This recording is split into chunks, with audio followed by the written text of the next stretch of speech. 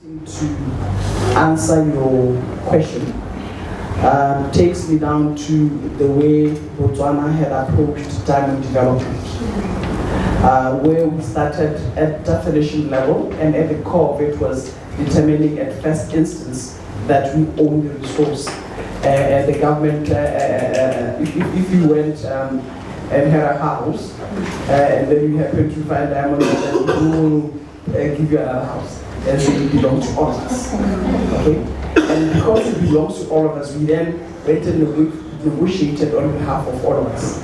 If you go through our history and look at the pattern, nature, or the way in which we negotiated, it is always related to how much you knew about the subject matter. And it had different phases. There were phases when we had co-joined consultancies because we didn't know as much as we should. There are times when we had our own independent consultancy so that we can come to the table and negotiate from a position of strength. And then when you look at the different phases, we started by just mining and selling. Then we moved to the next phase to say, look, let us sort. Then we moved to the next phase to say, we cannot be the producer of diamond in the world, and they are sold in London and sold in Belgium. Why can't they be sold in Botswana? And then we moved the sales of diamond from London to Botswana. So the point that I'm trying to make is it has to be a plan. It has to be a vision that has a plan, that has a strategy of how to go. And you talked about doing jewelry and so forth. The word that comes to mind is beneficiate. We then went beyond just sorting to then polishing diamonds, to then establishing factories in Botswana that created economy. I'm not suggesting that we are perfect. It has its own imperfections as well. But the point that I'm trying to make is we cannot wake up one morning and say we want to be independent. That's not going to work. We have to transfer skills from those that are skilled to those that are unskilled. There has to be a plan to be able to do that. And we have to forge stronger partnerships.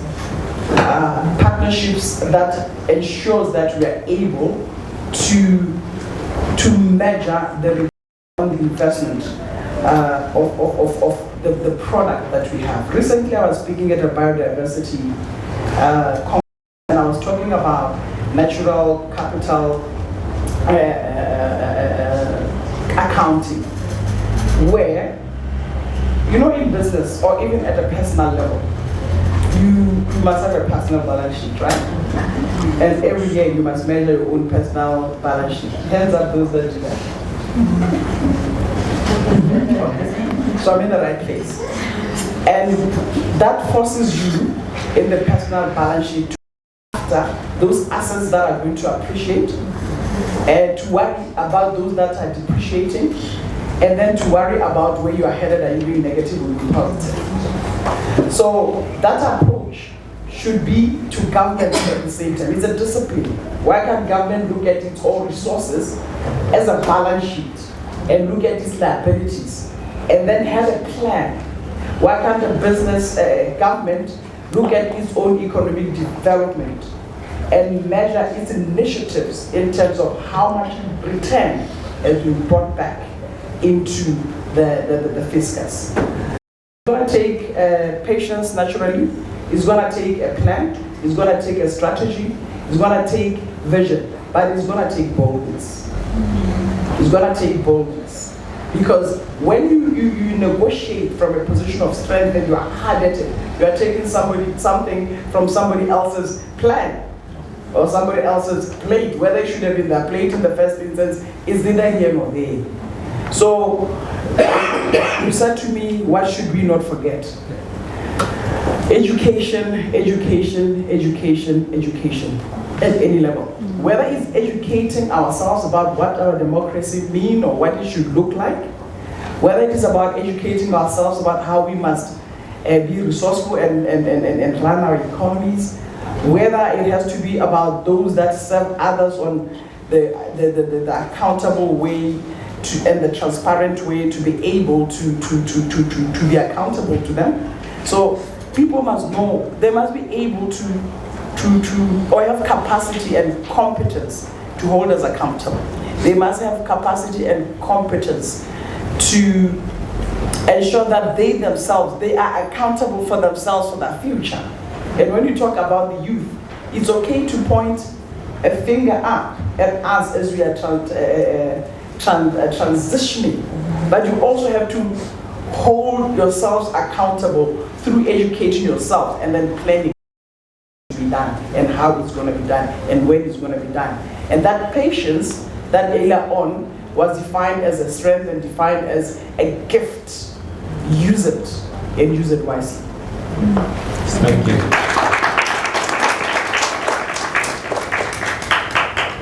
Closing remarks, yes? Yes. Yeah, but just to quickly answer you, Khati, so I think one of the things that I'm consistently going to lobby for is that Africans need to have a united stance on debt. How much interest rates we agree to, conditions we are comfortable with or not. And when we negotiate on global stages, I'm not just standing as South African, I'm standing as SADC. I'm standing with West Africa, East Africa, the northern parts of the country, saying we as Africans have, we actually now are moving differently. And I think once we start to take ourselves seriously and work with each other, trusting each other as Africans, the world will start to see us differently in terms of how we engage. And a great example of this, even just like industrial-wise, is our citrus sector in South Africa. They've done a great job, just even our local farmers in the sector, black farmers, Afrikaans farmers, working together to export. There was a point where they were not allowed to export sanitary and phytosanitary standards internationally, but they came together as a collective.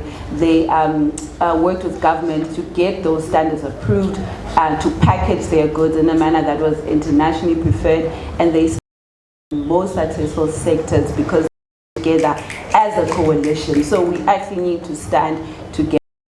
Final remarks I would say are for the young people, that we are at a time media, our idea of financing and what success looks like looks a particular way. And I just want to say, for us to really have economic and financial freedom, we need to be comfortable with being different, to be the man in the arena who is uncomfortable, who is cold and is scared, but is willing to do the hard thing to empower their country. And it even translates to little things like, what you're wearing, is it produced by a local designer? Is it made by an African? Where did you buy it? It's the micro decisions that actually signal what your financial mindset is. So I think it also, even for you individual, to think about, what am I buying? What am I consuming? Is it African? What am I investing in? What shares companies organize? Even with my different investments with the different institutions, where is that money going? It starts with us actually asking ourselves those hard questions before we start saying Africans are not enough. And the final thing is that I'd encourage you, even today with these events, to really ask the difficult questions and engage with people here and say, this is what I'm doing. How can I further it to empower myself and other people? And for the entrepreneurs in the room, I just want to say, be audacious. Knock at every bank, every institution. Go to that person you admire, DM them on social media, say, I need money for this. I need you to promote my brand. I need you to put my voice out there at this stage. And you'd be surprised when you're audacious and you're not scared, people actually are willing to give you a chance. So as Africans, let's be bold, let's be audacious, let's be more proud of our brand, and really believe that we are the ones we need and we have everything we need to actually make this continent better. Thank you.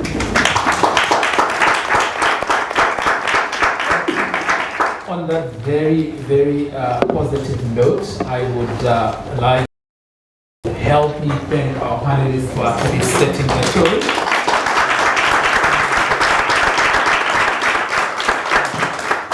For the conversation that we're going to have throughout the day. So I just want to say two things really. What this session demonstrated for me is that financing democracy actually means investing in not only the systems but in people that actually make democracy real. And this includes young people, women, entrepreneurs, to accountable leaders, as well as responsible citizens that can hold leaders accountable, but also inclusive economies that are responsive to the needs of the people. And lastly, financing freedom is not self-sustaining. It must be financed through trust, imagination, and shared responsibility. So thank you so much for this.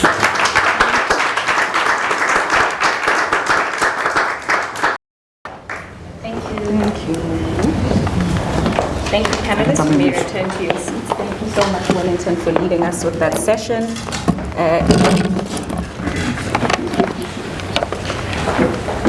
And as we transition. All right. Good morning. I hope you can hear me well. Good morning, everyone. Good morning. I have to be honest, I'm actually very excited to have this conversation. I hope you are as excited as I am. Let me start off by just saying good morning to our dignitaries, our delegates, our hosts, partners, and just allow me to please stand on existing protocol. For whatever reason, I think this mic is not working. I hope it is. But my task is actually very easy this morning because I'm actually just going to be facilitating a conversation which actually feels more like a continuation of the previous conversations that we were just listening to just now. And so I think the previous speakers already set the scene for us from the keynote and the fireside that we're having. When Inge started from F&F, I don't see her anymore, she spoke about how there is a deep focus on the Gen Zs because they have a refusal to tolerate exclusion and corruption, right? Rivasha spoke about from LAA, reminded us that traditional donor models are using traction and that we must ensure that we have our youth as active participants, which is quite important. Now, Wellington as well from Future Elect actually spoke in his introduction about how this gathering really is aimed at provoking us. And I do feel and hope that you live here feeling provoked. Now, in our keynote, Honorable Ambassador, really I have to really thank you for the wonderful keynote that you gave us because she spoke about a reimagined Africa and how we must look at it as an investment to our democracy and not a cost, which is important. But she also gave us what I felt was an important question. Can democracy be free if funding is borrowed? But she also responded to that same question by saying our dependence on this funding is actually what the problem is. And she gave us an example which really spoke about inclusion. And she spoke about what happens in Botswana in terms of Kutla, and I hope I'm pronouncing it correctly, where all voices are equal. And that really is inclusion. And also spoke about empowerment, which really takes us back to what the example that she gave us on self-financing. But she also gave us as well some key points where she spoke about how even in moving forward, co-investment, let's look at endowment funds. She spoke about citizen participation funds, and she also spoke about Pan-African collaboration. Really, it was quite a mouthful. Now, my sister Svahle and I have been in various together. Really an incredible economist who spoke about policy which depends on independence and should be value-based. And us reminding ourselves that even in our negotiation, they must come from a posture of knowing our value. Very important. And spoke about a very unique concept which I just slavery as well. All right? We need to be generous when it comes to how she was also actually very generous in sharing the funding opportunities. She spoke about funding opportunities just from a Pan-African perspective, funding opportunities as well from the diaspora as well. And I do hope she's also going to just leave those examples with the rest of the young people that are in the room. And so in that, even just in the introduction that is on there about me, what is actually quite important about the work that I do is that I'm also what we regard as a science diplomat. And so in that really, this is just the intersection of scientists and policymakers, that we ensure that even in the decisions that policymakers are making, that it remains evidence-based. All right, and so now in beginning our topic on unlocking democracy with youth-centered financing models and innovation. The global development finance landscape is at a critical juncture right now, facing immense pressure and a growing gap in funding that is needed to achieve the Sustainable Development Goals. During the recent 4th International Conference on Financing for Development held in Seville, one of the strongest calls was the need to mobilize long-term capital through innovative financing instruments. African countries and the developing world, quite literally, continue to struggle with debt, limited access to private finance, and the systematic challenge of illicit financial flows that Honorable Ambassador spoke about. South Africa, as the first African country to host the G20 presidency, has flagged this presidency as an African G20 presidency under 4 overarching priorities. Number 1, ensuring debt sustainability for African countries, strengthening disaster resilience and response, mobilizing finance for a just energy transition, and harnessing critical minerals for inclusive growth and sustainable development. And so today's panel, really in introducing them, will focus on a discussion which looks at Africa's future and one of our greatest assets, our young people. And so allow me to introduce our panel. And so in doing so, I'm going to call upon Ms. Rinsola Abiola, who currently serves as the DG. You can just take the seat here close to me. Currently serves as the Director General of the Citizenship and Leadership Training Center under Nigeria's Ministry of Youth Development. She is a youth and gender advocate with over a decade of experience across the public, private, and non-profit sectors. Her work focuses on promoting equitable representation and leadership development among young people and women in Nigeria. Welcome.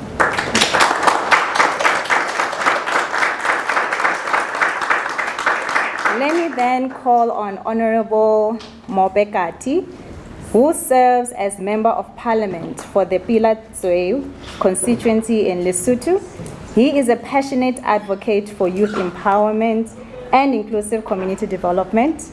Beyond politics, he leads the Rise Together Development Foundation and MR2 Organic Produce Farms, initiatives focused on entrepreneurship, sustainable agriculture, and equitable economic growth for women and youth. Welcome.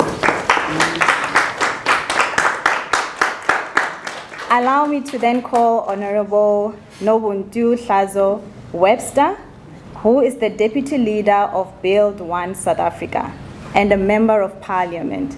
She is also the founder of South Africa's Women's Commission, which unites women across diverse sectors to drive societal change, a seasoned leader and business advocate. She has led leadership roles in the Business Women's Association of South Africa, the International Women's Forum, and the KwaZulu-Natal Youth Chamber of Commerce. You're welcome. Let me then call Mr. Siyaduma Biniza, who is the Executive Director of Political Economy Southern Africa. A respected economist, thought leader, and policy advisor, he leads PESA, an independent think tank driving research and dialogue on Africa's political economy and regional integration within SADC. His work sits at the intersection of economic development, governance, and inclusive growth, providing fresh perspectives on how innovation and finance can power sustainable progress across Africa. Can you please give my panel a round of applause? All right, so I'm not even going to waste any more time, but I'm really just going to dive into the questions. I was initially going to sit down, but if you allow me to just stand, I'm going to dive straight into it and maybe start with Mr. Biniza, just institutionally. And really maybe even just touch on where inclusion is concerned. You want me to sit down? Or is it better? Okay. Is it because of the... All right. All right, let me do that. Okay, I hope I'm audible without the mic. All right. And so, Mr. Biniza, I was still just saying, on an institutional basis, you're going to start us off really from the very top, but just really, how does financing shape who participates in democracy? And essentially, if you could also explain how institutions really function. Thank you so much. Am I audible? Yes. So, yeah, finance. So, I'm an economist by training, and I've built a lot of my sort of career in economics and development economics in trying to understand the role of finance in development. And one of the key things I'm noticing as a permanent feature of finance is, in a way, that firstly it's seemingly a hidden domain for most people. We touch it every day, we live it every day, but most people are quite removed from it. It's the same thing I find with economics. Economics is just about explaining and understanding how we divide and share resources. We do that on a daily basis, but most people kind of fear economics or don't understand economics, and so it's the same with finance. Although it touches all of our lives, we have very limited understanding in most cases of the impact of finance, how finance is actually sort of arrived at, how funds are mobilized, and we hear this term quite often, mobilization of resources. And really, it does create a social divide between those who know and are involved around the table, and those who aren't around the table who don't know. And as the saying goes, is that if you're not around the table, you definitely might be on the menu. Yeah. And I find that it is then upon ourselves to educate ourselves about finance. Financial literacy is, I think, as important as language. And I think in the current highly hyper-financialized world, it is of utmost importance. And I think even more so for young people, right? Because most of our development is financed. And I say this, to reiterate the point that we don't have current resources that are paying for our finances. If you look at all the budgets across Africa, what you see is a cascading of resources from recurrent expenditures, which take up 90% plus of our resources, and the developmental resources or investment is typically at the lower end of the balance sheet, typically not funded by actual current resources that governments make through taxation, etc., and typically funded from borrowings, whether it be donors, etc. And these borrowings are at the expense, and I think people who are expected to pay them are the young people, right? The current people writing checks aren't writing checks that they're going to actually meet. These are people who are likely going to long been passed or deceased by the time these resources are due.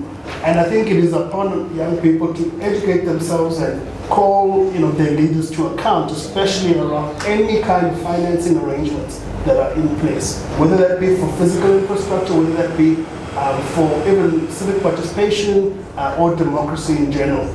I had the fortune of being in Kenya last July in Nairobi when the protests, what has been termed the Gen Z protests, were taking place, when the Kenyans were really calling their leadership to account over the Finance 2024 bill, which, aside from the controversial interventions it was introducing, wasn't even written by most of the public officials in Kenya, as is clear in the usage of terms that are not even, domestic. And I say this because we sometimes assume that the people we elect into power that are around the table firstly have an understanding of the agreements they're getting into, and in many cases they don't. In many instances they're shown a line to sign, and hidden in the language and the agreements is really obligations that young people are going to have to make come to. Which brings me to, I think, the core of the discussion today. And I want to sort of say that democracy isn't just about elections and voting. It is about trust. It is about participation. and it is about opportunity. And I think without trust, we don't have the participation rates that we expect. And we see this in a lot of the elections over the last few years. Leaders claiming victories at 90% plus with less than 40% participation rates. And it is about how do we get young people to trust that their participation in the institutions will lead to tangible change, but also the obligation goes both ways, that young people need to also educate themselves about more than just, I think, the participation in voting. I think, democracy is about consistently calling your leaders to account, and there are multiple avenues. I typically have some disdain, although I'm a proud South African, that most South Africans really look at our participation in the democratic ecosystem mainly through the lens of local elections, national elections, and perhaps participation in your local governments, and I know that there's only a few. However, you find that the rest, I think 80% of the democratic space is captured by interests, which are consistently holding our leadership account, whether that be through the judicial system, stopping projects that may have developmental impact, although being controversial, but mainly from the lens of the interests that they serve, rather than the interests of the young people, the citizens themselves, calling on leadership to account. So I think it is upon ourselves to educate ourselves about financial literacy, to participate even beyond just the limited space of the votes and the core of what we consider democracy, and to ensure that people trust in these institutions and continue to participate in order to create more opportunities for themselves and everybody else. Thank you. Thank you so much. I think I really want to just latch on this idea that you just posed on financial literacy and even in building trust, and really just bring it over to you, Honorable Hlazo Webster. And just here, when it comes to inclusion, what would you say when we speak about it? What barriers do women as well as young leaders face in accessing political financing, and how can policy reform really address this? Good morning, first of all. Is this on? No. I think I'm audible though. I think so. I think so too. Yeah. First of all, good morning, and thank you so much for having me and for this very important conversation. I think one of the most important places to start at is where we are at. And the ambassador mentioned something really, really important about democracy and debt. In a continent that depends on debt as much as we do, it's very, very important to paint a contextual picture about why we're there. And we're there, I'm not very diplomatic. Just need to give the disclaimer and the warning. We are there because we have a generation of leaders on the continent who are about self-preservation and preservation of power, more than they are about the good of the continent. So I think we can't have the conversation without that context. We can't have a conversation about young people and their participation in democratic institutions and in democracy without realizing that and without being real about that. I recently, in a conversation with a colleague who's a minister, was really, really disheartened when she was sharing about an opportunity that existed in the UN where there would be an election of a body that was going to sit in the UN, and the African cohort of ministers had agreed on a particular country that would then represent Africa on that body. When the time came to vote, South Africa and that particular country were the only ones who voted in that way. The others were bribed and voted for a representative from the UAE. Now, it is disheartening because that is personal gain being put ahead of such a much bigger agenda, which is getting Africa into the room, which is having Africa have a seat at the table. I share this because the context is important.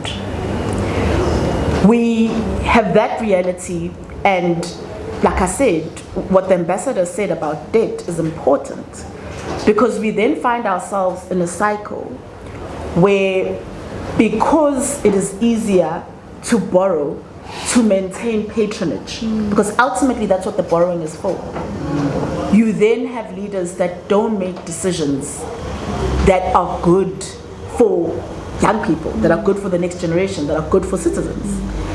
The borrowing that keeps us in a loop, that is about making sure they keep patronage, they keep power, they fund bureaucracy, because if you have people who are in your patronage ecosystem and the bureaucratic system, that's how you sustain power, versus using that debt to actually fund productivity. And so that's what the model, when you talk about financing models, that's what the model currently looks like in the main.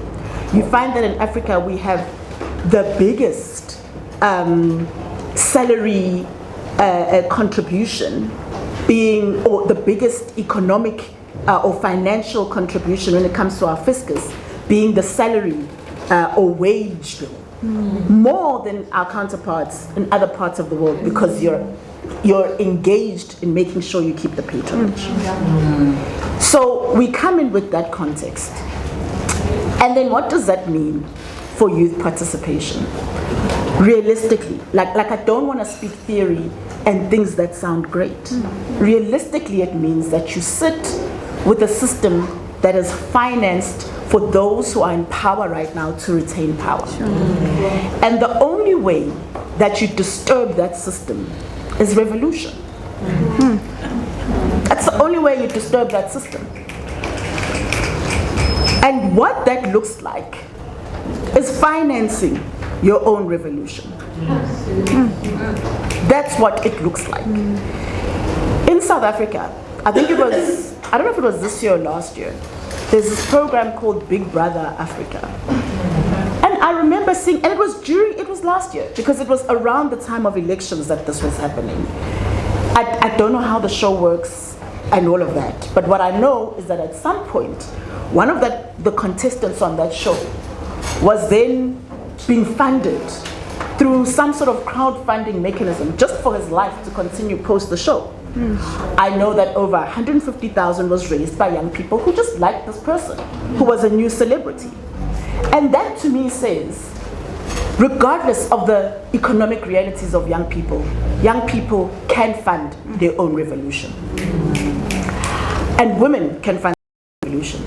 I started with the context because I didn't want to talk about what the models look like now and how they are exclusionary, because we know they are. We know they are. And the context is the reason they are exclusionary. But I think the conversation to have is, how do we break that? And how do we change that?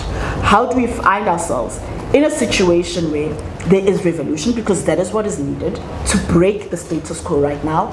And how do we find ourselves in a position where we can fund that change, we can fund those reforms? I'm hoping we'll have a conversation maybe just now about, once you're there then, how do you make sure that even in policy and legislation, you then do have the voice, and then you do have the mechanisms to make sure then that even policy and legislation speaks to participation of young people in the economy and in social constructs. But the first is, how do we change the very look of democracy and the very face of democracy on our continent? Thank you. In fact, you're actually leading me to that very question that you just left us on, Honorable Khati. Just to find out, in terms of action, how can national budgets and parliamentary processes become more youth responsive? Thank you very much, moderator, for that. Yeah, we have had very powerful statements. Even before I begin to answer that, really, I would want to resonate with what has been said by our two fellow panelists. One statement that was raised was that of, if you're not on the table, you're most likely to go away. And that should be a message that young people should not forget. If you are not on the decision-making table, you're likely to suffer the consequences of those decisions that will be made in your absence. That literally just says we really need to start bringing life into this common statement where we normally say there shouldn't be anything about us without us as young people. And that's exactly what has been said here today. So speaking about, inclusion, first of all, democracy itself, it thrives from equal participation and institutional accountability. That is what democracy is about. It says who is able to participate where decisions are made. So the way we need to address this is to talk about maybe 4 things. One is talking about structural inclusion,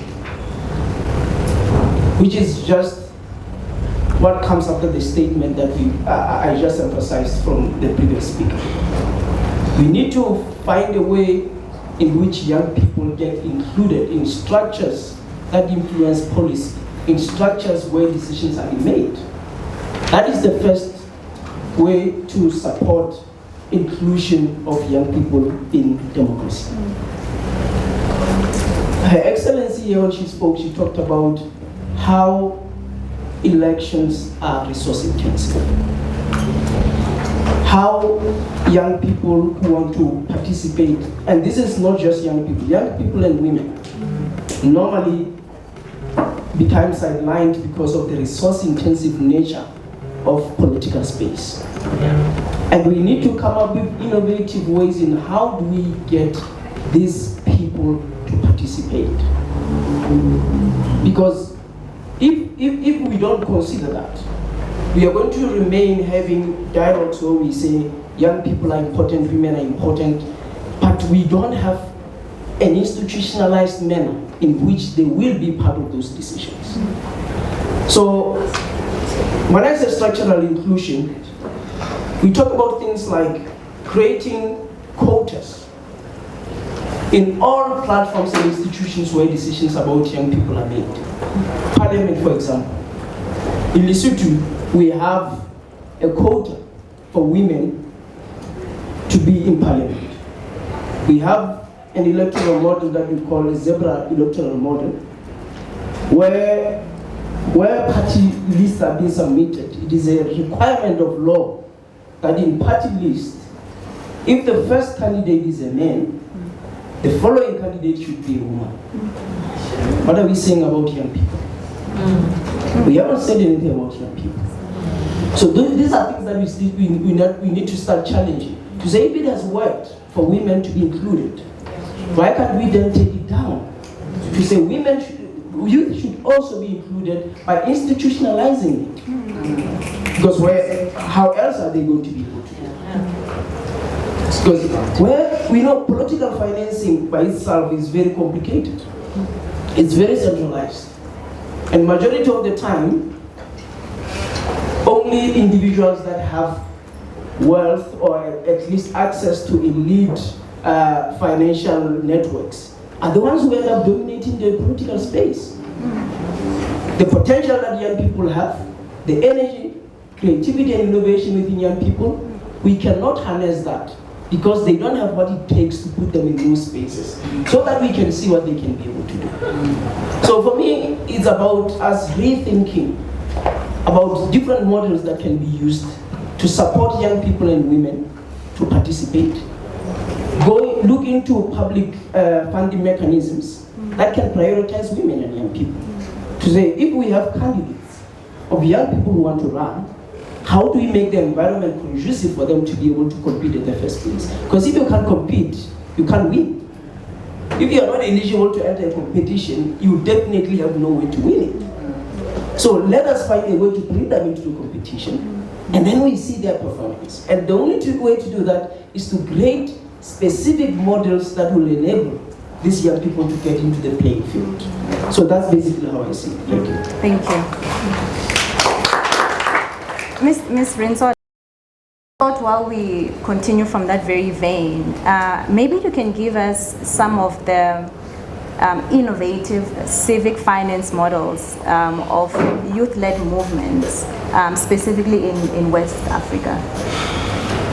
So speaking about West Africa, I would want to start from home. I've been part of a number of youth movements In 2018, Nigerian youth were able to secure landmark legislation that lowered the age of eligibility for elective office. And there were quite a number of young people who aspired to elective office then, even though the vast majority of us were able to do so through less established political parties, and that obviously affected the outcome of the elections. But what we did do then was for the Not Too Young to Run bill, as we then termed it. We also had young people form organizations, movements that were focused on supporting young people who would eventually run and fly the flag of their respective political parties at the polls.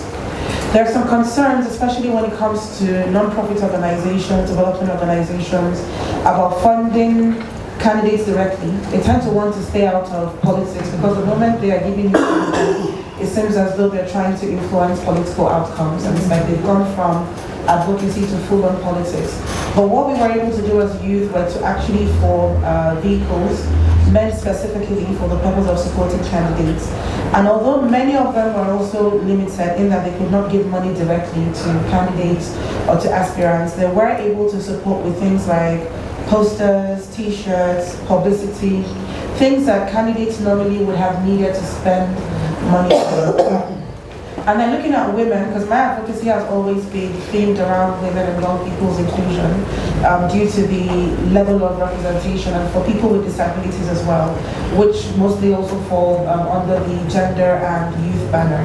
But one thing we were also able to do with women was we had innovative ideas like the Nigerian Women Trust Fund spring up even before the Not Too Young to Run bill, and they were focused on directly supporting women candidates and sponsoring engagements that had to do with deepening women's political participation and enabling women to be better involved. So they would invest in capacity building for women who were serving in government, women who aspired. We also had organizations like Elect Her come up and then support women, prepare them actually for elections as opposed to just having women who want to run for office come out in the dying minute, like we like to say. So they would prepare women who, especially young women who had an interest in running for office, expose them to opportunities to engage with those who could support them, take them through workshops that would help them to better navigate party politics. So we've been able to build support structures around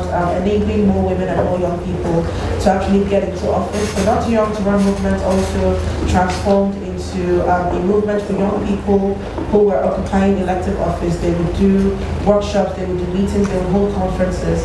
But a major challenge that we've had is with sustainability of some of these initiatives. As was rightly noted, we do have a challenge with a lot of young people being able to break through the political system coming from political backgrounds. And I'll be very honest, I happen to come from a political background as well. But I've also always maintained that political participation should not be the sole preserve of the highly connected or the high and mighty or the wealthy. And we've also, however, seen examples in Nigeria of young people who are not in any way, shape or form from political backgrounds breaking into that system and being able to excel. But one thing they also had was that they had resources or access to resources. And I've always called for the need for crowdfunding in our elections. In 2015, I was part of the 2014-2015. I was part of the young people who came together to, would I say, form a youth wing for the then opposition party. This was in the run-up to the 2015 elections. And it was when we elected President Buhari, or Shibaju. President Buhari now is no longer with us, because God have mercy on his soul. And that election for me was my, I would say, my first time transitioning from youth advocacy to full-on mainstream politics. And I saw how Nigerians from all walks of life came out to donate to that man's campaign, because they believed that he was somebody with a blemish-free record of integrity, of service. They believed he would actually come in and prioritize the people, and they were willing to donate. And for me, that has been an eye-opening experience. Yes, we say that there is a need for greater crowdfunding, but perhaps what we need even more than to encourage our people to be able to fund candidates that they believe in is to encourage our youth to become the candidates that our people can believe in. So then when people trust that you will look out for them, and they trust that we can attest to this person's story, we saw his rise or her rise through the system. They've always prioritized what matters to the people. That they are more willing to put their money into what you're doing. We had Nigerian campaigns are very elaborate. There was a time when he went to a very remote community in the north, and a woman came with her savings tied up in a scarf, and she presented the savings to him. Because that was her way of saying, you know, I'm old, I'm elderly, but I've known you since you were a military officer, and we loved you even then, and we believe that you can deliver on our yearnings now that you're running to be president. So yes, there is a need to encourage our people to do more, to support those of us, young people, women that are running for office. We talk about how in advanced nobody expects you as a candidate to be the one to fund your elections. I'm a huge fan of Zora Mamdani, although I'm not socialist. I don't agree with that ideology specifically, but I can see how it appeals to his audience. You know, young people who feel alienated by the capitalist society over there. But what I noted from his campaign and all others, really, if you look at the US elections, there's a lot of support that comes from people donating. There's controversy as well about who exactly is doing the donating. Wealthy candidates I want to support certain people. But the issue is that we don't expect that a candidate should be the one to fund their elections. For a lot of young people, the cost of political participation is a major barrier. Yes, we tell our young people there are many pathways to power. You don't have to run for office to be able to impact things. I'm in an appointed position. I've tried running for several offices, I didn't get. But that appointed office has helped me to also be able to impact things, especially as it affects young people and women. So yes, we say there are other pathways to power, also explore working from within the political party system. However, for those who want to run, finance should not be a barrier to them running for office. So I think there's a need to be able to rally around our young people, but beyond that, there's a need for us as young people to also be people who are of that level of support. And then looking at general youth movements outside of political participation and being on the ballot, there is also a need to do more with our private sector.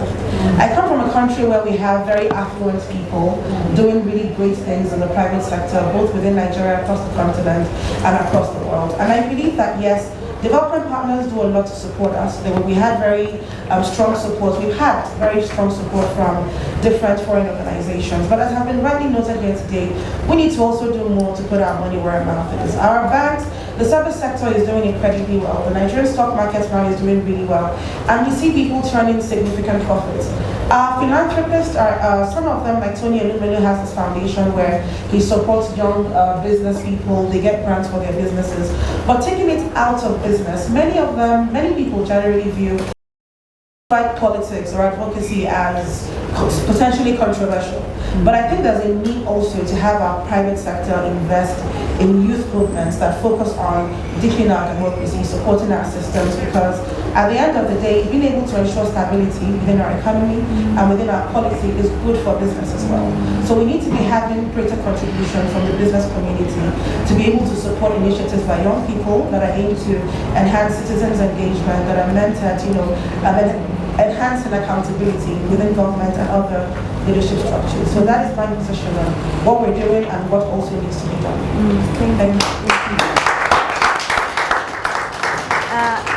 There was really a great theme around sustainability, and really I just want to bring it back to Honorable Nobuntu. In this very world of climate change and AI that's really changing and impacting our world, could you really just bring us back to how do we ensure debt sustainability?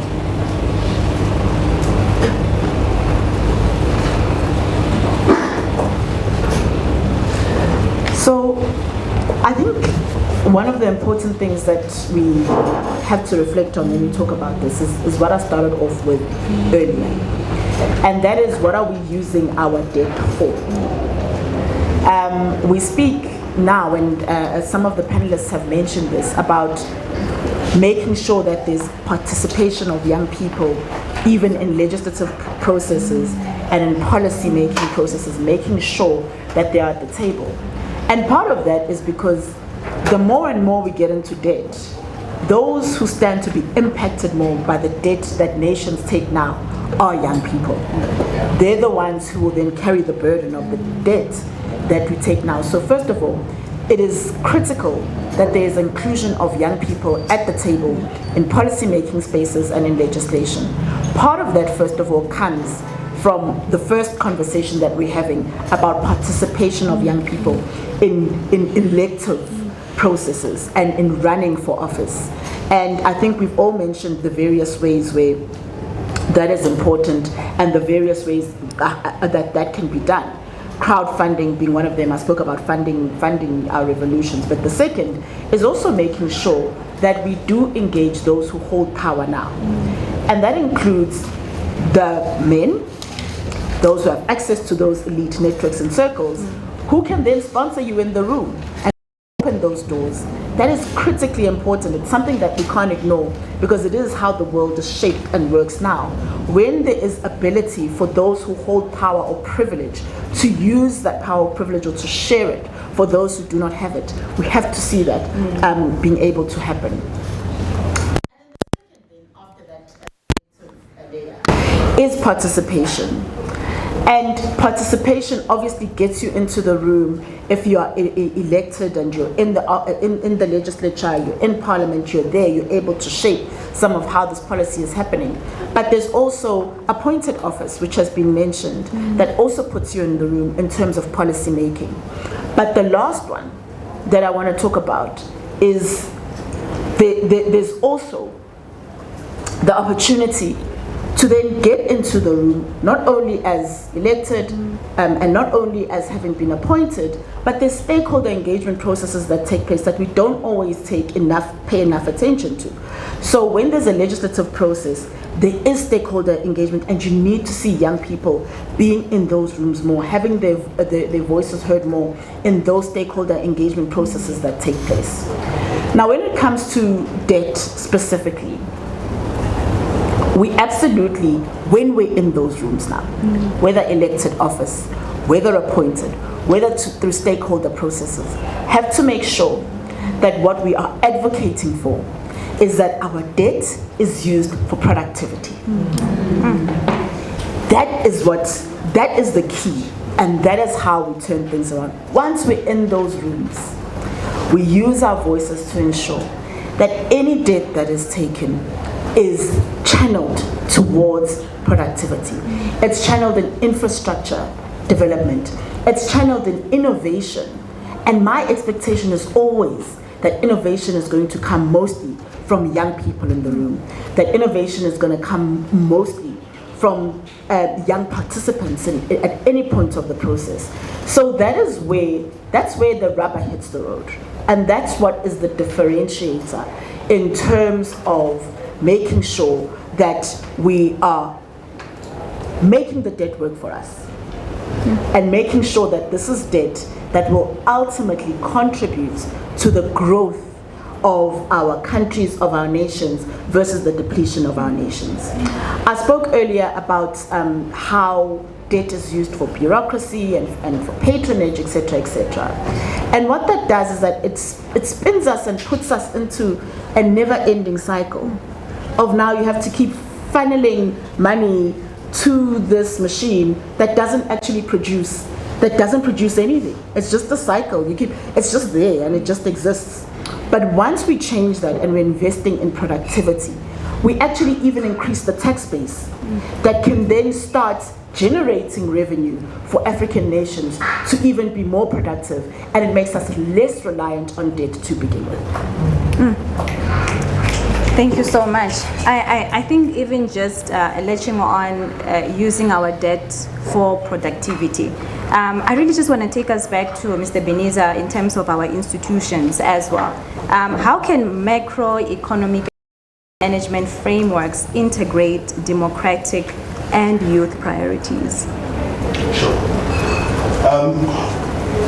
Interesting question, I think. So, I think for me, there are going to be some push and pull factors, right? I think it is an important role that advocacy comes in and plays, right?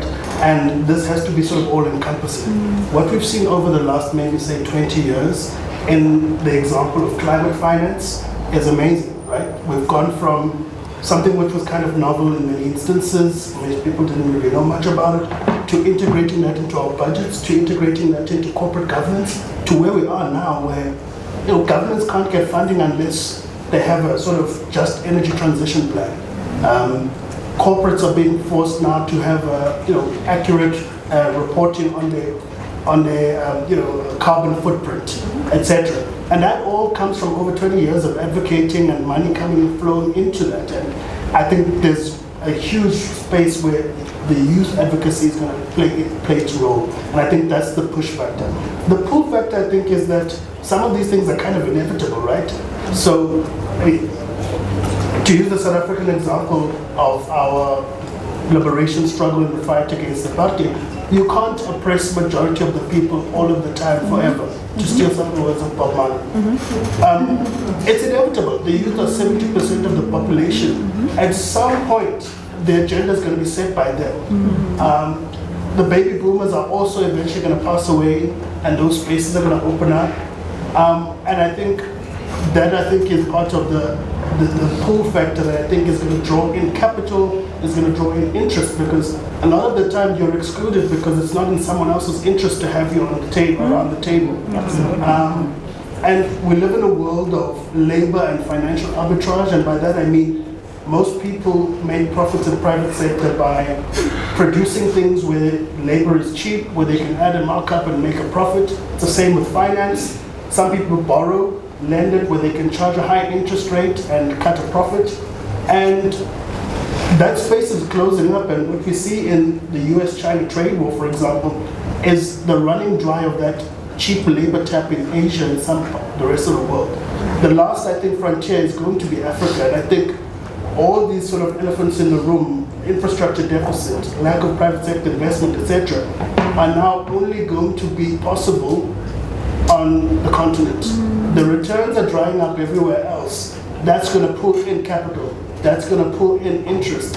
And I think that when that meets advocacy, we'll be advantage of that wave and to ride it towards the sunset the same way climate finance is doing. Thank you. Ms. Abiola, I just wanted to come back to you in terms of us foresighting and really speaking about anticipatory leadership. When it comes to the next generation of leaders, really, how do you think we need to be able to train them, support them, and how can we really reimagine African leadership as it pertains to financing? So first off, I would say that it's very important that we're deliberate about how we engage the next generation of leaders. They have a lot of expectations, and I remember growing up, getting into politics and understanding how things work. It's quite different from the opinions that I had as a younger person, just viewing things from outside. So I think there's a need to be deliberate about preparing our young people for leadership in the future. And it's why I want to commend organizations like ALA and Leap Africa for the work that they do in preparing the next generation for leadership. Regarding funding, again, we need to put our money where our mouth is. And I think it's very key that our philanthropists understand that we cannot continue to look to foreign countries or foreign governments for support for initiatives that are actually geared at building our own home and developing our youth. At the end of the day, I believe that any country's greatest resource is its people. And being able to invest in our people is very key to the sustainability and success of our countries long term. So internally, there's a need to be able to mobilize the resources that we need to invest in human capital for our young people so that they're better able to deliver on the kind of leadership that we require in the future.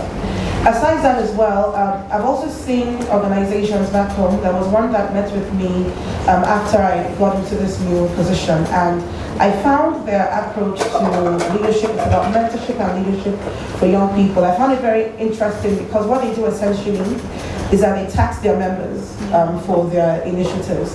And I think a point was made earlier on during this panel about how when mobilize resources, I think it was the ambassador who mentioned it, that when resources, we actually do have the ability to mobilize the resources, but being able to channel them, growing the wealth that we're able to pull together, and then being able to channel the proceeds to things that matter is very key. So I think inwardly as well as young people, there should be a way that we can pull the resources that we need to also support other young people who want to contribute to leadership.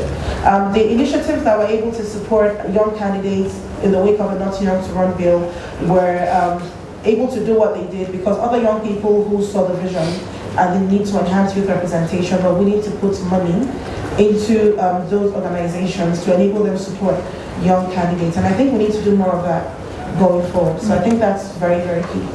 Yes. Thank you so much. Thank you. I really want to open up for questions from the audience. If anybody has a question, burning question. See, I was already pre-warned that we'll only have 5 minutes left, unfortunately. So I'm just going to pick 1 or 2 questions. The very first hands that I saw, lady in black, you can go first, and then maybe somewhere from the very corner, gentleman at the side there. Yes, go first. And please introduce yourself and also mention who you are referencing your question to. Good morning, everyone. My name is Thank you. Good morning, everyone. My name is Siyaduma, and I am part of the alumni network. We're here with my voice. My question is directed. So you spoke about young people inclusion and democracy support, right? So you spoke about how we should include young people in democratic or political spaces. But what troubles me is that in such conversations, in such discussions, the people who are spoken about are not the majority in the room. And then furthermore, in order to rebel against such things like the government, the democracy, politics, youth decide not to vote. For example, with the ongoing movement about GBV, most of them are women, ladies. Most of them are saying with the elections that are taking place next year, they will not be taking part. How do we want to take part, and the government is also not supporting because the petition that was sent out was declined? How do we get the youth involved when the youth try to work with the government rejects them? What do we do with that? I don't know if I should really just take the second question before Honorable Khati responds. Are you covered? Okay, all right. Thank you very much, Sister, for that energy and a very critical question indeed. Firstly, what I'm going to say is we need, as young people, to validate our claims and prove ourselves. We should try to avoid being caught in the victim mentality for too long. We are victims of the system, yes, let's acknowledge that. But sometimes we need to force ourselves to step beyond our capabilities to say, if this is how the system is designed, he did say, sometimes you are excluded because you are not in somebody's agenda to be on the table. We need to find ourselves a way to force ourselves in if they don't have us on the agenda. And how do we do that? A couple of ways that we mentioned here. One would be consistently wanting to hold leaders accountable. Let's fight to be those leaders who have to be held accountable. Absolutely. Let us fight to be those leaders that have to be held accountable. We should be a generation of young people who now say, what can I do for my country? Before, what can my country do for me? Because that invalidates our ambitions. It validates the claims that we are not ready, we are people who are full of complaints. Let us find ways, and this platform is what has to help us. Because we need resources to do that. We have energy, we have ambition, we have creativity, but if we don't have resources to step up into the game, that is where we are being caught. So what I would say to you is honestly, let us use every resources available to us. We are capable. Let's harness available resources that are willing to support young people to get into the space.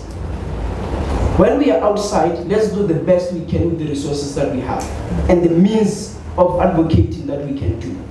Let us try to refrain more on always saying we are not allowed to do things. We are not given space to do things. Let's create those spaces for ourselves. There is digital media nowadays.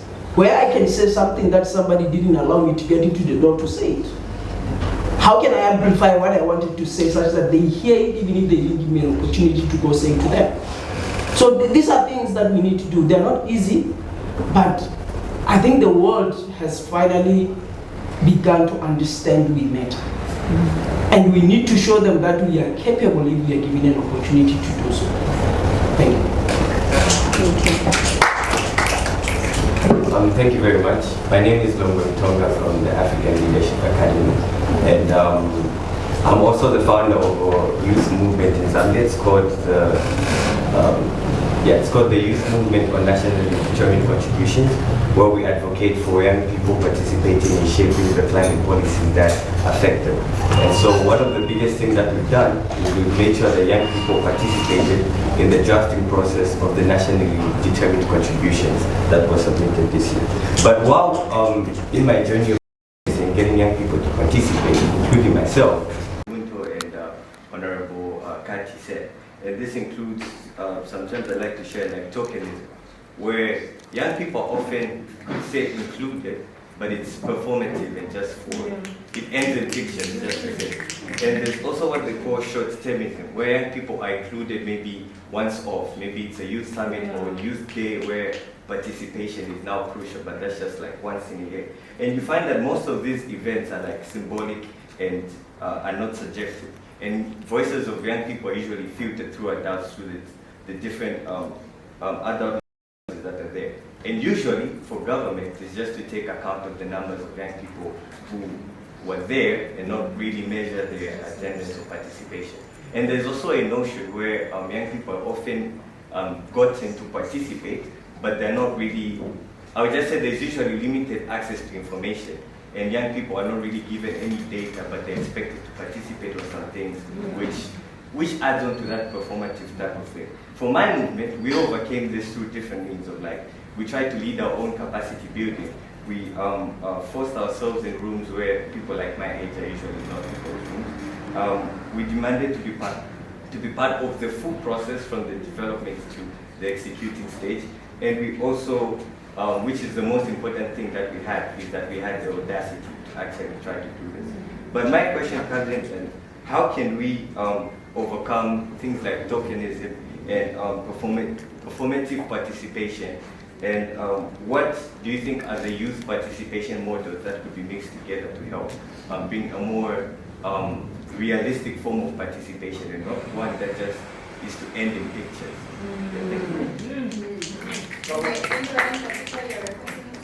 I can leave it open. Okay, all right. I know Honorable Khati had wanted to respond to the previous question, and then so you can just go ahead and then. Oh yeah, there is part of the previous question that I didn't respond to. She mentioned the fact that young people sometimes choose not to vote because once they used to vote, if the government does not respond. So I really wanted to address that. The honorable member here said young people can fund their revolution. And to fund your revolution does not necessarily mean through financial resources. Voting could be funding your revolution. If you don't vote, they are going to vote for you. That's the sad reality of it. I've seen this happen in Lesotho where we have the percentage of people who vote every election keeps dropping, going down. But we keep having governments. So it means if you decide to walk away because you feel disgruntled by how the system works, you are taking away the power from yourself of determining who should lead the country and who do you believe would do it in the best manner. And then you are leaving it out to the very same people who don't care who does or who are simply going to elect the person that fits their own agenda. So voting is another way of retaliating against the system that doesn't recognize you. So I would really urge young people never to retaliate by not voting. Find a way to get your voice in there. It may not win. It may not win. But I'm telling you, it has made the difference between it will have made a difference for people to know your presence. Because you don't, then somebody has just wins all the votes. What that tells to the public is that this is the person to go. But your retaliatory votes could actually inform the nation that no, something is going on. So I would really urge that we never take away power from ourselves as far as voting is concerned. Just when I'm here, yeah, my brother here really talked very powerfully about this youth representation. It is what I always argue that we shouldn't include young people simply for the sake of the cosmetics of it. To say, oh, I said this in Parliament most of the time when you talk about the quota for women. The party list, the zebra model that we have, where now we have to have women come into Parliament. I feel like we have not gotten to the level of impact that we expect out of that legislative instrument. Because the party list by itself, the way it's been determined, who gets on the party list, already defeats the entire purpose that we have actually empowered women. The people who will be put on the list will still be people with the closest proximity to the leadership. It will still be people who are seen to be loyalists, above whether this is a woman who can actually advocate for issues that matter to the society. So that by itself has put her in Parliament as a woman, but unfortunately she remains an ambassador of the political party, not the ambassador of the women who are outside of Parliament. So these are things that we should be addressing, and that will happen with youth as well. Where after we institutionalize their inclusion, the challenge will still be, how do we make them the voices of the youth who are outside of Parliament? Not simply additional ambassadors of the political parties that brought them in. So these are challenges that really need to be faced, and it comes back to the financing.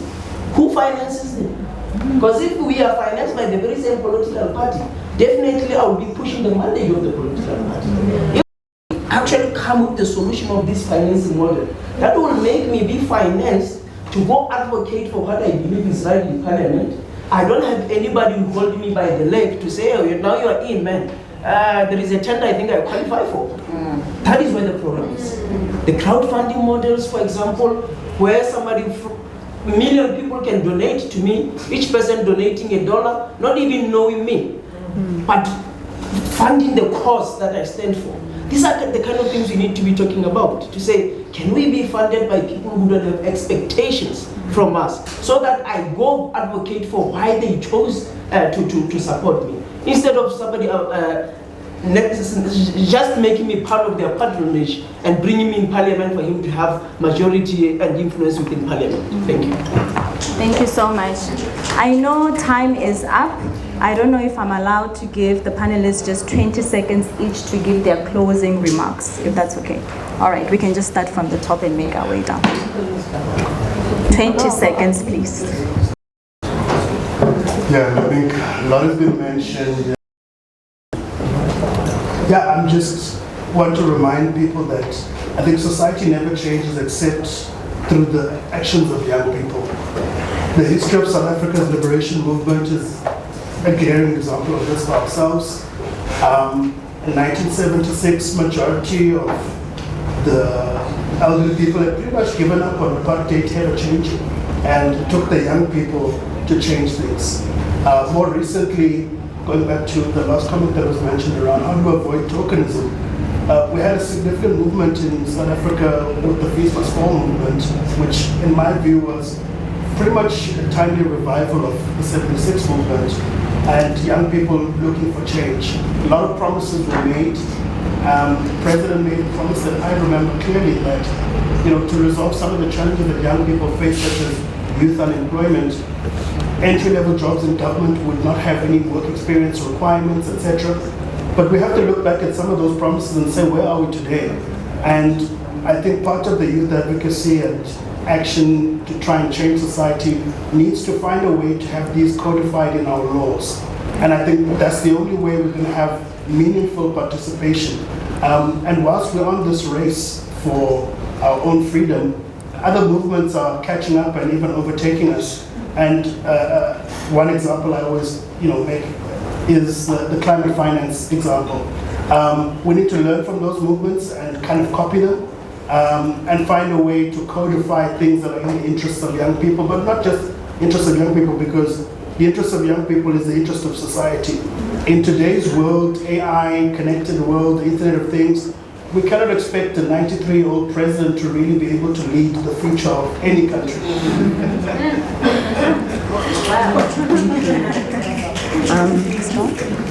It's on. Oh, it's on now. I think in closing, what I would say is this. We cannot hope to change issues that are fundamentally systemic within the same system.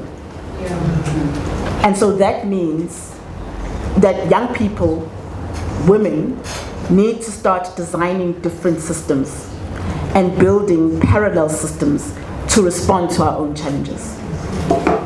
The systems that exist now are not built for power in the hands of young people.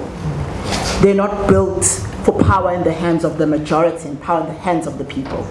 And so what that means is that even as you think about financing models, even everything we've spoken about today that needs change, there has to be a different system. You have to be thinking about systems that respond to the world today, that respond to the challenges that we have today and are truly representative of the citizens of today and of tomorrow.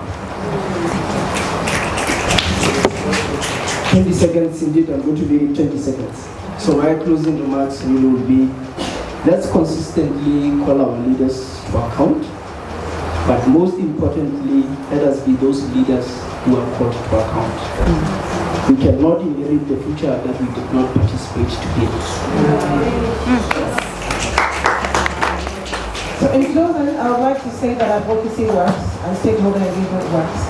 And I would use my party as a reference, because that's, in my experience, what has worked for us. At the moment in Nigeria, we have about the highest level of representation in key appointed positions at the federal level and both advisory and executive that we've had since our return to democracy, as far as I know. And that is the result of years of advocacy and stakeholder engagement, and us as young people organizing and adding value to the system and asserting ourselves as very valuable partners in our democracy. So I would like to encourage our young people, if you find a party that you identify with, please join, prove your mettle, lobby as hard as you can, show the value that you have. And when leadership opportunities come, it might not sound like what you're interested in at first, but do make the most of whatever opportunities are presented to you while you grow within the ranks. That also works. Thank you.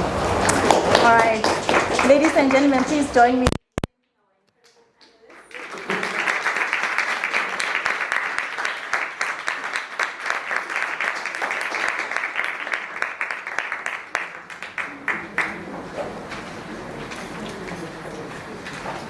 Thank you so much, panelists. That was incredible.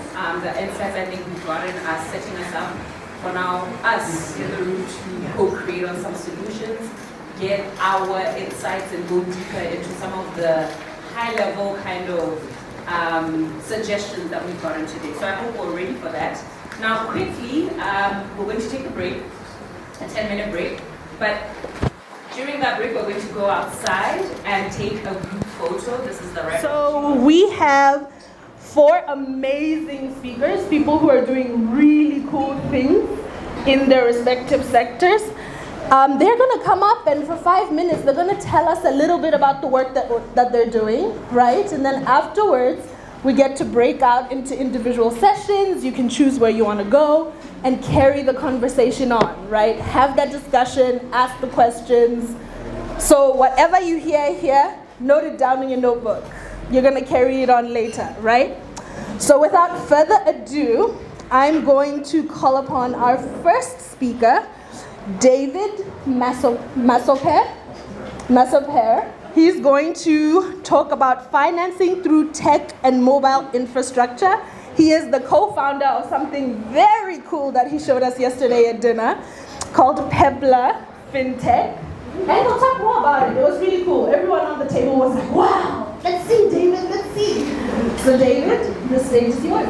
Thank you very much. Hello? Can everyone hear me? Okay, awesome. Okay, so I have 5 minutes, so I'm going to have to be very, very brief and move things forward. Okay. So today I want to speak about the tech actually part of policy, right? So we've spoken a lot about policy today, but what do we need to be available to be able to have the youth participate in, democratic financing, essentially?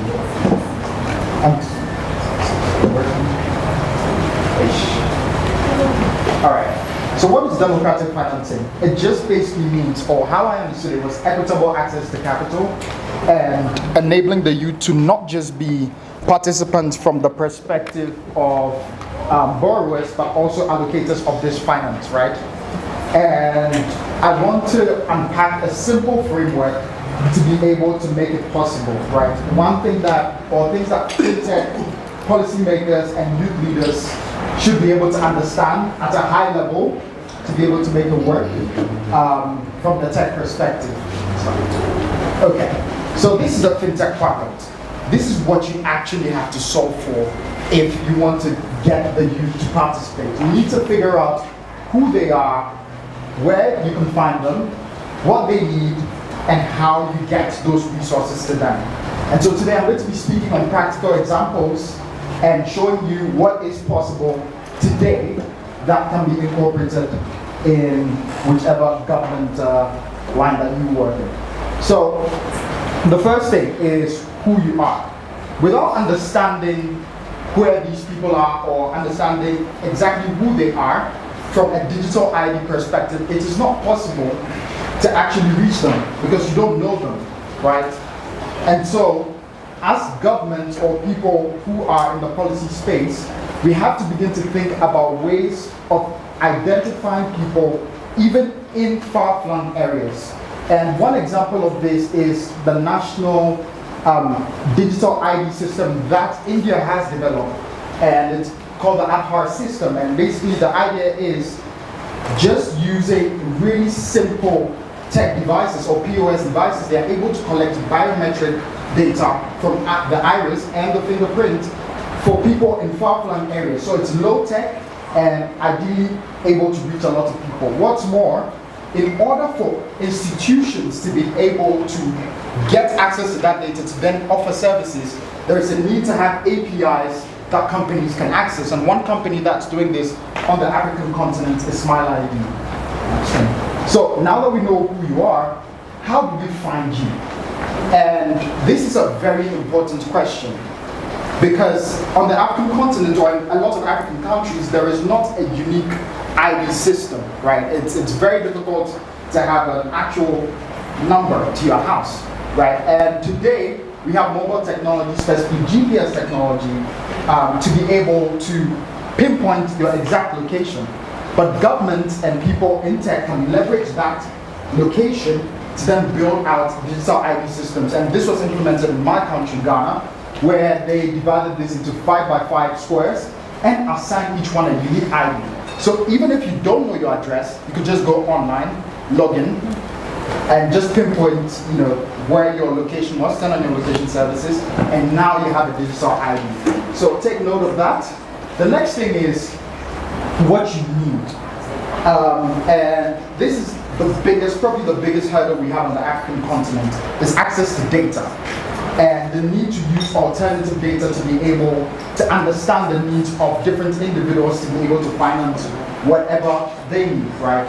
And so when we are thinking about this, we need to think about things like open banking, the ability to have banks and other financial institutions, mobile money, etc., share data between themselves, and government policies that power that. Next is, successful implementations of this. We've got Branch, and we've got Togo's Nobuntu Social Assistance Program. I think for anyone thinking about really going into digital infrastructure, digital public infrastructure, the Togo Nobuntu Social Assistance Program is something you should definitely look into. Please do. It was a way in which they were able to give assistance to people during COVID, essentially powered by alternative data. So they were looking at people's phone records, they were looking at people's housing bills, and they were essentially able to merge that with machine learning to be able to say, hey, you probably need more assistance than this person, right? Next thing is how we get it to you. How do we get this to you? Today, in today's age, we have mobile money, there's agent networks, there's banks, which, for a lot of people on the African continent, they don't have accounts to. And there is crypto now emerging, right? When you're thinking of delivery methods, you need to think along all these lines. And the final thing,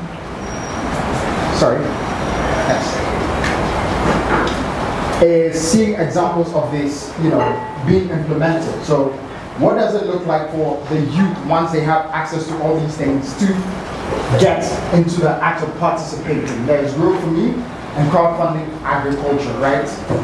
Once you have access to who you are, what you need, and ways in which to get the money to you, it is possible to aggregate all these resources to build tools that actually empower the youth.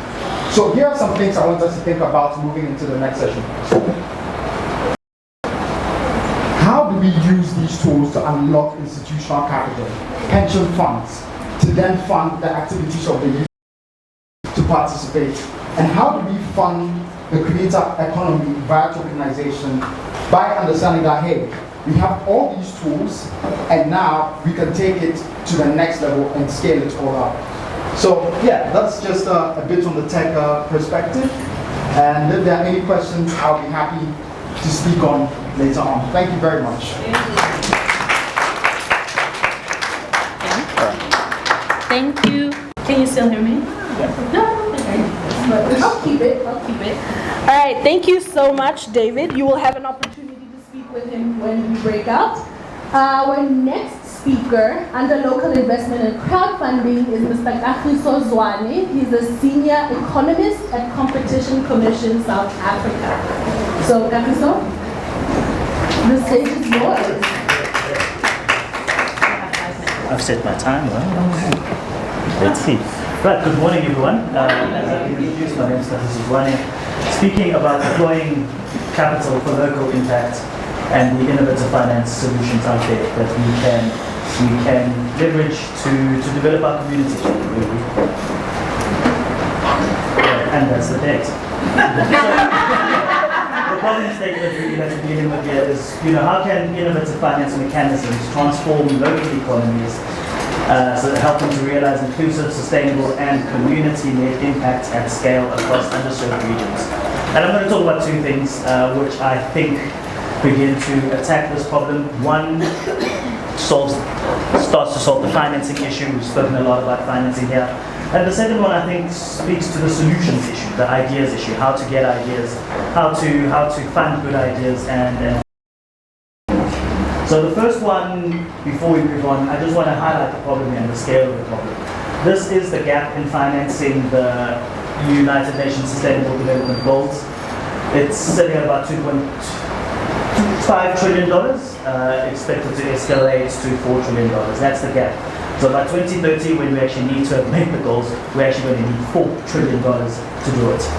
And this gap really is sitting in developing and emerging economies driven by the high public debt burden we discussed earlier, limited sources of domestic revenue, inadequate private investment, strong export dependency, which lead to volatile earnings, and the regulatory uncertainties in some developing economies which lead to capital taking a long time to get there or requiring some of those very high interest rates and conditionalities. So I think bridging this gap really requires innovative thinking from all sectors of society, governments, regulators, banks, financiers, and social entrepreneurs.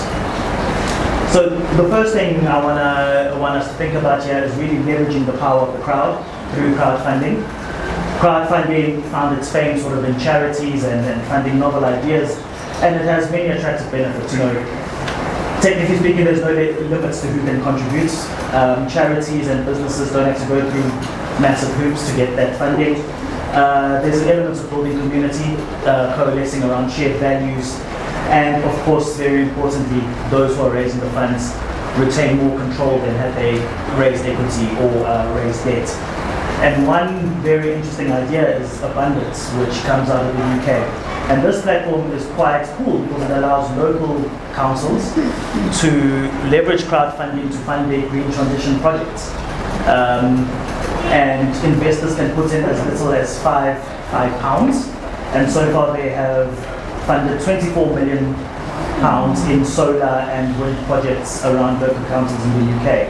And I think that this is one idea that we as developing countries can think about how we develop institutions like this and where we deploy that capital. Moving on, then the other challenge is ideas, finding the ideas that work in our context. And one of the most powerful instruments that I've come across for finding good ideas is challenge funds. And challenge fund simply uses competition to identify solutions to a predefined problem. Why I think it's attractive is that it shifts the burden of innovation away from the governments to the community. It encourages diverse sources of innovation by casting the net really wide. You don't have to rely on your team of overpriced McKinsey consultants. Co-investment is built into the system which incentivizes success and is quite a flexible instrument. In South Africa we have the Jobs Fund, which has been used to support various employment creation initiatives. So far they've funded enterprise development, infrastructure support for work seekers and institutional capacity building. And quite interesting that the fund has leveraged has paid out 8.5 billion, but that 8.5 billion has been matched by 13.3 billion, right? And that's, I think, the power of this collaborative model. And the impact is that almost 270,000 permanent jobs, 60,000 short-term jobs, and a whole internships and training opportunities. And the question here is how do we then scale this to tackle regional challenges and not just the challenges within our countries, but thinking on a regional level, because many of the things that we struggle with are common and our economies are so interlinked that beginning to think on a regional basis and deploying innovations like this regionally rather than nationally can have some real impact. So lastly, before I conclude, I think these are three areas of promise where I think youth-led businesses really have space to make an impact and innovate. The first is agriculture and agro-processing. We need a lot of effort there. And climate resilience and adaptation, and lastly, the creative and cultural industries. And the question I'll leave you there is, where do we find these businesses? Who do we talk to? Thank you very much. Thank you, Kagiso. Excellent question. We will now welcome our third speaker to speak on government partnerships with youth ventures, Ms. Abigail Kajumba. She is the Executive Director for Emerging Public Leaders. Abigail. Thank you. Can you hear me without mic? Okay, so for those who are able, sit down if you can't, but if you can, I'd love you just to stand up really quick. And I want you to close your eyes. Okay, so close your eyes. Imagine you're a subsistence farmer in rural Malawi. Your back hurts, but more so your heart hurts. Because as you look at your very small yield from this year's crop, you're reminded of how El Niño meant that when you were told the rain would come early, you planted, then the sun came, and most of your crop was dried up, and you had very little money to replant. You now can't feed your family, or to help educate your kids, or pay that mounting health bill for your mother. Now imagine you're 1 year later, 2026, and this year, the extension workers in your community, funded by the government, gave you information that meant that despite people saying that the rains would come late again, this year they actually did come early. You planted in time, you had advice on which seeds to use, which pests to be concerned about, and now you have a bountiful harvest. You're looking your child in the face and reminding them that now they can go to school this year, you're paying your mother's medical bills, and you know that the next season is full of hope and promise.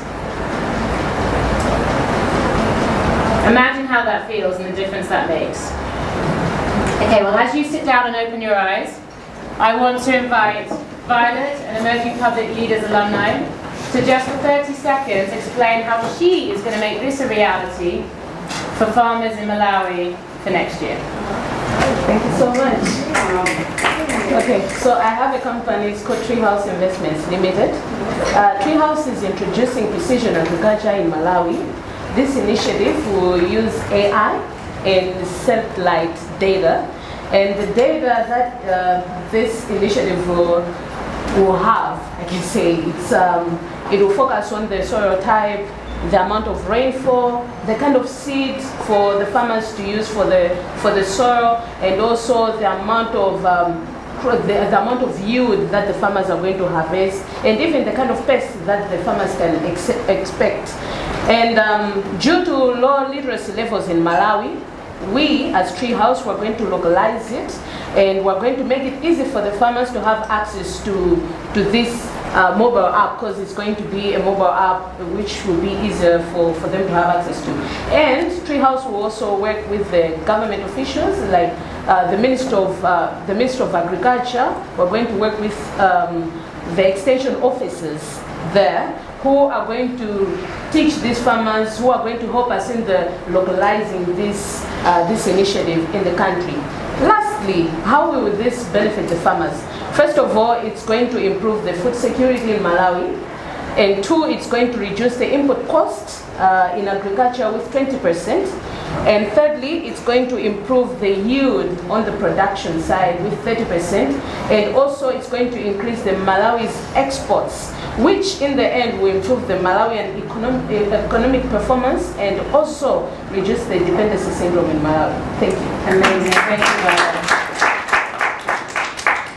So Viola is an example of many young people with innovative ideas, and she is successfully partnering both her own company and as a civil servant with the government, with an AI company, to help local farmers in a way that's sustainable, that's financed, and actually will bring about more finance to both the farmer and all the way up to the GDP, as an example of a youth-led initiative with a private-public partnership. So Viola is also one of our emerging public leaders, over 700 young people that we've now placed who are fellows or alumni in positions in civil service and public service across Africa. They improve policy, service delivery, and government functioning, for example, in AI and tech, which is my main topic today, as it responds to David's examples and some of the examples we've been talking about. But emerging public leaders is not alone.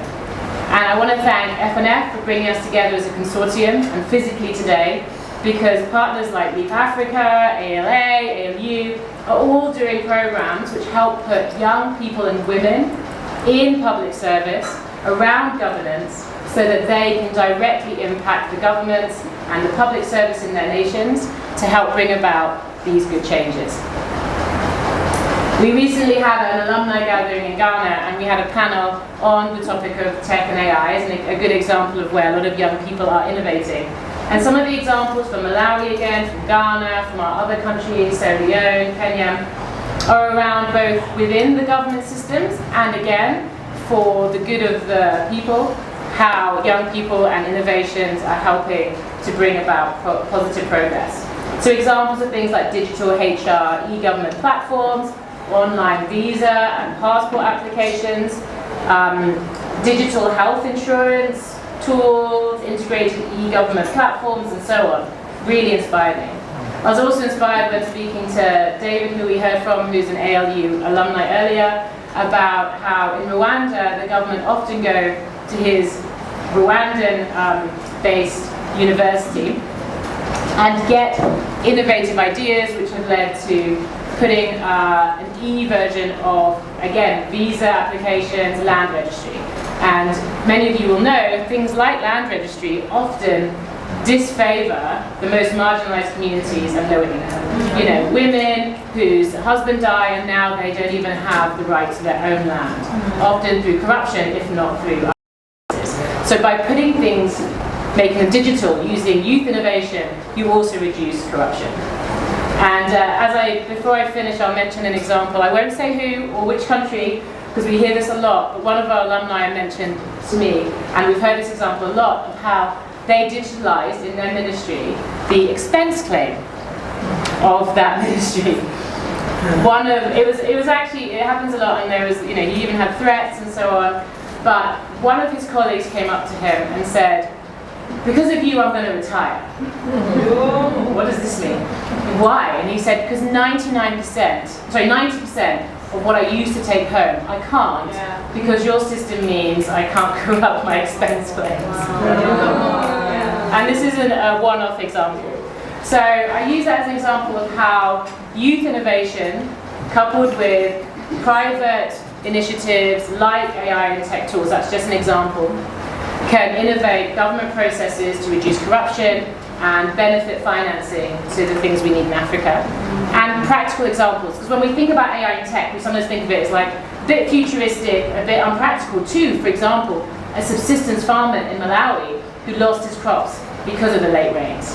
But that's why I had Violet come and speak about a practical example of a youth innovation in AI and tech that helped to bring about a public-private partnership between an AI company, the government, a youth initiative that they're working on now, which next year will mean that that subsistence farmer will have access to information data which will practically help them and their families, and also, on the bigger scale, help the GDP because it will be improving production of agriculture in her country. So, why do we need these partnerships? Government helps to legitimate, scale, and also secure things like policy and safety issues around AI, around innovation, around all these kind of things. They legitimate and scale, and also they regulate such innovations. Private sector, they bring around capital, they help speed up innovation, and they bring about the innovation and the tools and the tech needed. And then young leaders. I mean, in this room I probably am preaching to the choir, but we need young people to bridge that implementation. We're a young continent, it's where innovation comes from. So we need young people in public institutions, in private institutions, and bridge about this innovation. So to close, I often quote, as many young people do, the sort of for us, by us. Ideally, the financing and this kind of progress is coming from Africans in Africa for Africa. We need to build our youth up to have that impact. As the ambassador said earlier, we must drum to our own beat. But I want to encourage us to, as we drum to our own beat, to make sure we're all drumming to the same beat as well, not just to the same drum. And as we do that, we can dance together for a much better result. Thank you. Oh, sorry. Thank you so much, Abigail. I really don't need this. So we'll go into our last talk. Next up we have Shani Gerber, who is going to be taking us through civic education in the digital age, empowering youth for democratic participation. Shani, please take it away while they fix feel like I'm on Shark Tank, I'm not gonna lie. It feels like that. Thank you everyone, my name is Shani Gerber from Future Elect. Future Elect is a non-profit, non-partisan organization. We predominantly work in the public leadership space. We work with emerging, aspiring African leaders, predominantly young people and women, preparing to run for office in the immediate future. We help you build craft competency, resilience, and make you strong within your own institution to stand up against everything we're trying to fight against: corruption, mishandling of funds, etc. We started in 2018. You can skip 2 slides for me. One more. We started in 2018 by Lindiwe Mazbuko, where she felt like she needed a lot more support during her time in office, and so she created the Public Leadership Program. We then quickly realized we're supporting an incredible amount of leaders coming into the space. We also need to support the citizens and the constituencies who will vote these incredible people into power, but also hold them accountable in the long term. So, in 2023, just before the May 2024 general election in South Africa, we built and launched our own civic education app. It's available in all app stores. We launched it in time for the general election. It was a very tight period for us, but we are very ambitious, if you know us. We launched it into the app stores, and we launched it organically, and then we launched a digital campaign during the election period to understand if we released enough information to the youth, would they then understand that and understand their action from that, and then show up at the voting polls. And we were quite successful. So that particular campaign, we're going to go through the case study. We released, I'm going to talk about the format. So first we studied a lot of students, we spoke to a lot of people, did a lot of user testing and understood, what do they like to see? How do they like to consume content? Every person in this room, if not 90%, is holding a cellular phone or a device right now, right? What do they like to see? How do they move? South Africans are on the go. Africans in general, we're always on the go, right? Perhaps we're running, we're commuting, we're going to jobs, we're going to meetings, we're speaking online, we're doing all these things. So we very quickly realized they needed quick information, visual information, something that speaks to them in the same language. It's something that resonates with them deeply in terms of their cultural self. So we released it in video format, short form video format. It's freely accessible, we don't charge for the content. You're welcome to get in touch with us, we will give you the content to share as well. And they're about 3 to 5 minutes long. Each video covers a specific topic. For example, what is a ward councillor? How are taxes spent in a particular district or country? So you can go in and find that. It's all searchable. It's video content that's explained to you by some of our subject matter experts. And we're looking to create more of that youth content ahead of the local government elections in 2026. During the May 2024 election, we launched, and the digital campaign went nationwide. It was our national election, right? We're voting in who's going to run the country. We managed to reach 10,000 downloads during that period, that 4-week period, and we reached 2 million South Africans online. Relevant to the voting cycle, how the democracy works, what their responsibility is in their democracy, how their democracy can change just by a single vote, right? If every single youth-eligible voter showed up on voting day and cast a vote, we would have a very different outcome. And we saw the impact of that because we now have a GNU, which we never thought was possible. Okay, so each of the courses also follows with a very quick 3 to 4 minute quiz. We gamified it, we used Bloom's taxonomy, we didn't just use AI and sort of discover what questions we could ask. We really spent a lot of time with the youth to understand what are the questions you're asking, how do you ask those questions, and how do you consume the answers to that. So it's really, really youth focused. To date, we have achieved over 180,000 downloads of the app. We've also reached over 3 million South Africans online through social media. And of the users, we've now understood that 73% now better understand what their role is in our democracy. But further to that, 77% of them have said that they're now inspired to participate at a local level. That's ahead of LGE 2026, which is major. That's where the decision really, really matters. It's service delivery, it's where the roads are being fixed, it's where the water is being distributed, it's where the pit toilets are being renovated. That's my sharp tank talk.